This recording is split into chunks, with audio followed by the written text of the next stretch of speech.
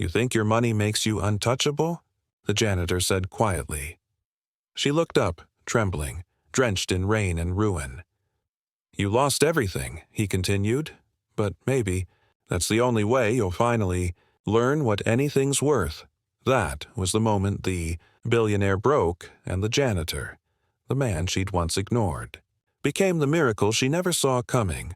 The city glittered that night, but not for her.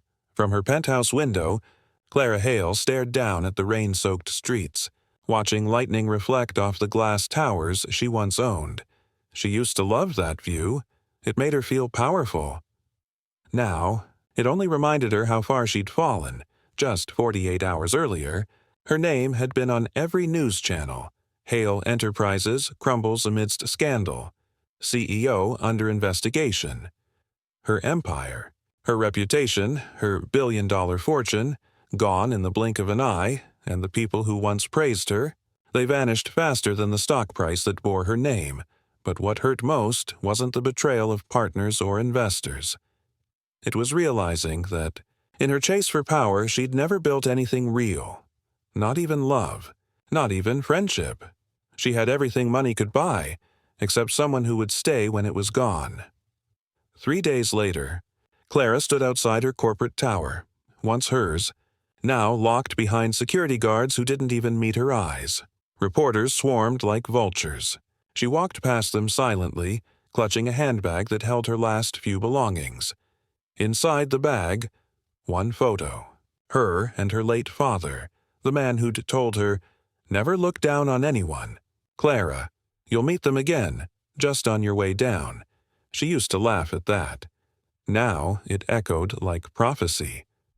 Hours later, she wandered into a rundown subway station, hair wet, shoes ruined, mind empty. That's where she saw him. A janitor, cleaning the tiles, humming softly to himself, a mop in one hand and a little girl sleeping on a bench beside him. He looked up, saw her standing there like a ghost, and smiled. "Long day?" She didn't answer, just nodded. He pointed to the bench. "You can sit. I'm not charging for the seat." For the first time in years, she laughed, a broken, fragile laugh. He returned to his work, humming again. The girl stirred, maybe 6 or 7 years old, her small jacket too big for her. "Your daughter?" Clara asked softly.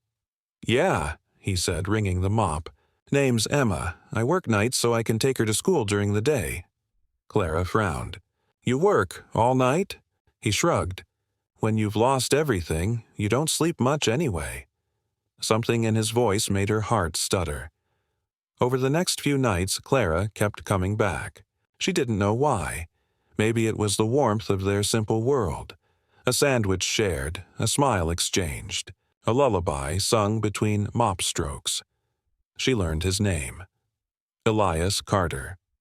He'd once been an architect. A drunk driver had killed his wife, leaving him with Emma and a mountain of hospital debt. He lost his house, his license, his company. Still, he smiled every night. "You always smile," she said once, "even when life's cruel." He looked up because life already took enough. "I won't give it my joy, too." That line hit her harder than any business loss. A week later, the community shelter where Elias volunteered was at risk of shutting down. A broken heating system. No funds for repairs. Clara overheard him speaking with the manager. "We'll figure it out," Elias said. "We always do." Clara hesitated, then stepped forward. "I can help." The manager frowned. "You?" She nodded. "I may not have money right now, but I have knowledge. I built companies. Let me try to build this place."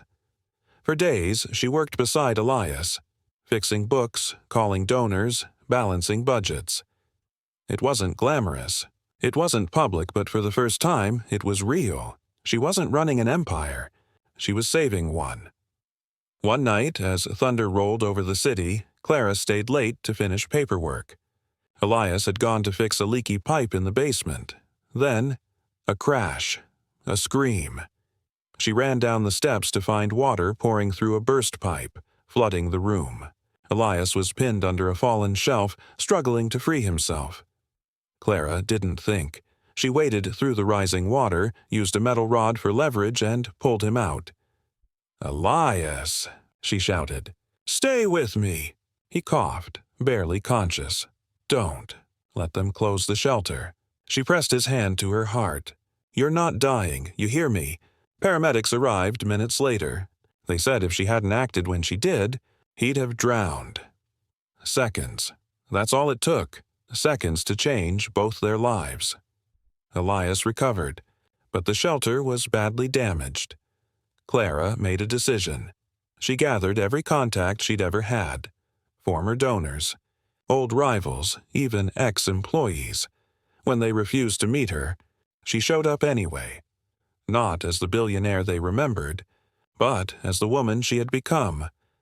"I don't need your pity," she said at one meeting. "I need your investment, not in me, but in humanity." Within weeks, donations poured in. The shelter reopened, not as a temporary refuge, but as the Clara Hale Foundation, named after the janitor and his daughter. The media called it the Billionaire's Redemption, but those who knew her story knew it was something deeper. The janitor's miracle. At the reopening ceremony, Clara spoke to a crowd of cameras and flashing lights.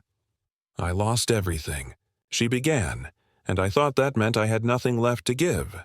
But then I met a man who taught me that real value doesn't come from what you own. It comes from what you share." She turned to Elias, sitting beside Emma. "He didn't just save lives. He saved me." Elias stood, embarrassed, smiling shyly.